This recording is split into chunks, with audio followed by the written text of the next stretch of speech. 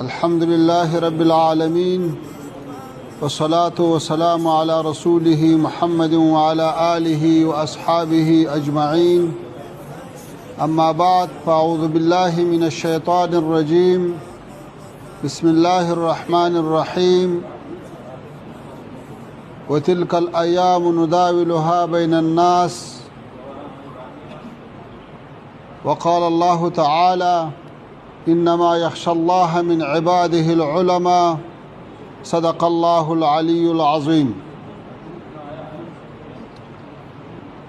صبت علي مصائب لو أنها صبت على الأيام سرن لياليا. دارالعلوم دیوبند کے قابل قدر اساتذہ، مشائخ عظام، طلباء کرام اور محترم حاضرین، سب سے پہلے آپ کو اور ہندوستان کے تمام مسلمانوں کو افغانستان کے اکابرین، علماء کرام اور عوام کی جانب سے سلام اور نیک تمنائیں پیش کرتا ہوں. آپ کی باسعادت اور خوشحال زندگی کا طلبگار ہوں. دارالعلوم دیوبند کے مؤسس مولانا محمد قاسم نانتوی رحمۃ اللہ تعالی علیہ اور دیگر اکابرین رحمہ اللہ تعالی کی خدمت میں سعدی شیرازی صاحب کا 2 شعروں کا نذرانہ پیش کرتا ہوں. پشت دوتائی پلک راست شد از خرمی تا چو تو فرزند زاد مادر ایام را. وصف ترا گر کند ور نکند اهلی پزل حاجتی مشات نیست روی دلارام را. محترم حاضرین، برصغیر ہند کے مسلمانوں اور افغان عوام کے درمیان تعلقات کی تاریخ بہت پرانے ہیں، جو 10 صدیوں سے بہت زیادہ عرصہ پر محیط ہے. یہ صرف افغان سلاطین نہیں تھے جنہوں نے اسلام پہنچانے میں اہم کردار ادا کیا، جن کے ناموں سے ہندوستان کے مسلمان واقف ہے، بلکہ علمی لحاظ سے بہت یہ تعلقات اتنے مضبوط ہے کہ ایک دوسرے سے ناقابل شکست ربط اور اتصال رکھتے ہیں.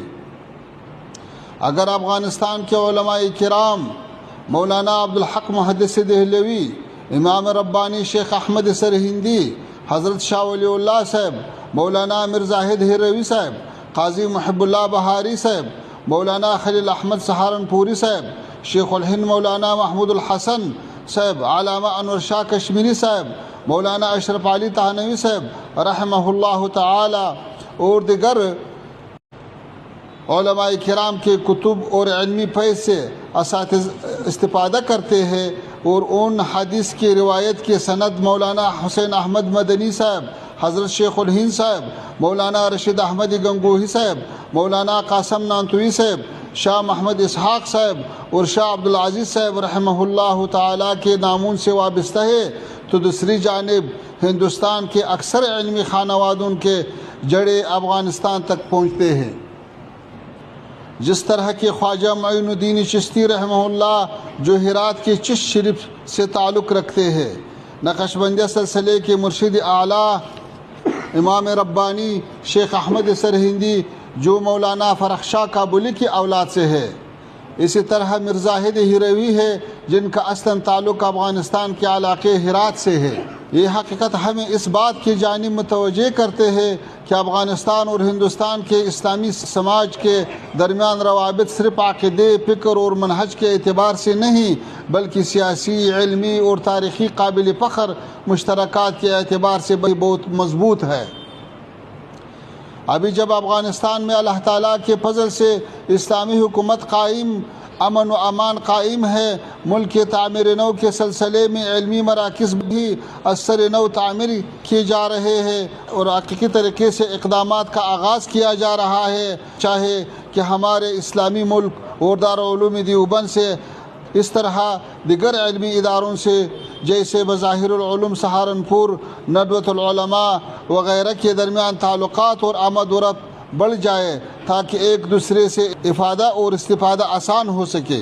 دارالعلوم دیوبند کے کارنامے بیان کرنے لگ جائے تو شاید اس کے لیے یہ محفل کافی نہ ہو، مختصر اتنا کہوں گا کہ یہ دارالعلوم پوری امت مسلمہ خصوصاً جنوبی ایشیا کے مسلمانوں پر اللہ تعالیٰ کا بڑا احسان ہے۔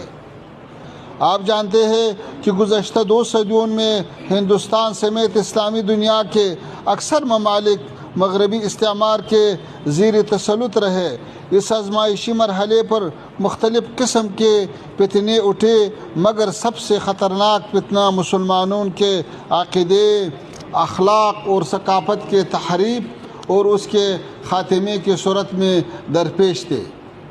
اس تاریکی میں دارالعلوم دیوبند نور اور ہدایت کا اونچ سر چشمہ تھا، جس نے مسلمانوں کے عقیدے، فتوا، فکر و ادب، دینی مشائخ کرام کا بڑا کارنامہ یہ تھا کہ ہر طرح کے تنگ دستی، غربت اور مشکلات برداشت کیے، مگر علم، فتوا اور دعوت اسلام کے حریت اور خود مختاری کا تحفظ کیا۔ اس دارالعلوم نے مسلمانوں کی دینی منابع کو نہ صرف استعمار کے اثرات سے محفوظ رکھا، بلکہ افراط و تفریط اور مختلف منحرف گروہوں کے اثرات سے بچایا، جس کے برکت سے آج الحمدللہ ہم ایک خالص اسلامی منہج سے بہرور ہیں۔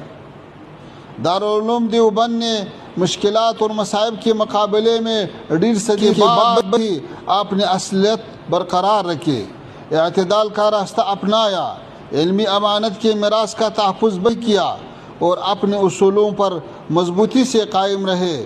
تفسیر، حدیث، فقہ، اصول فقہ اور دیگر اسلامی علوم کے متعلق بے شمار کتابیں اور شروحات لکھ کر شائع کر دی ہے۔ دیوبند کی علمی روشنی صرف ہندوستان تک محدود نہیں، بلکہ اس نے پورے اسلامی دنیا کو منور کر دیا ہے۔ افریقہ، یورپ اور امریکہ تک بھی اس کے خدمات کا سلسلہ پھیلایا ہے۔ ان سعادت بزور بازو نیست تا نہ بخشت خدائی بخشندہ۔ محترم مشائخ کرام، یہی علماء ہے جو امت کو بیداری اور عمل کے احیاء کا راستہ دکھا سکتے ہیں اور اسی کامیابی کے افق تک پہنچا سکتے ہیں۔ امت مسلمہ کو تفرقہ کے بجائے اتحاد اور علمی بصیرت کی ضرورت ہے، اور دیوبند کا یہ بڑا مرجع اس حوالے سے کردار ادا کر سکتا ہے۔